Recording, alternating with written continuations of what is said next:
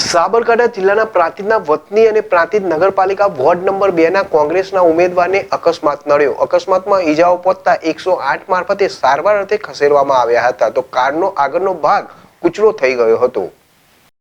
પ્રાંતિજના વતની અને નગરપાલિકા વોર્ડ નંબર 2 ના કોંગ્રેસના ઉમેદવાર અનિલકુમાર અંબાલાલ પટેલ રાત્રિના સમયે પ્રાંતિજથી ગાંધીનગર તરફ જઈ રહ્યા હતા. તે દરમિયાન પ્રાંતિજના રાધ્યાના વડ પાસે અકસ્માત નડ્યો. અનિલભાઈ પટેલ નેશનલ હાઈવે 48 ઉપરથી પોતાની કાર લઈને ઘરે જતા હતા. તે દરમિયાન આગળ જઈ રહેલ ટ્રકના દેખાતા ટ્રક પાછળ કાર ઘૂસી જતા માથાના ભાગે તથા શરીરે ઈજાઓ પહોંચી. ઈજાગ્રસ્ત અનિલભાઈ પટેલને 108 મારફતે પ્રાંતિજ સિવિલ ખાતે સારવાર અર્થે ખસેડવામાં આવ્યા હતા. માથાના ભાગે કાચ ઘૂસી જતા ટાંકા આવ્યા, તો શરીરે વધતા ઓછી ઈજાઓ પહોંચી હતી. તો કાર ટ્રક પાછળ ઘૂસી જતા કારના આગળનો ભાગ કૂચડો થઈ ગયો હતો. ત્યારે જેને રામ રાખે તેને કોણ ચાખે, અનિલ પટેલનો બચાવ થયો હતો.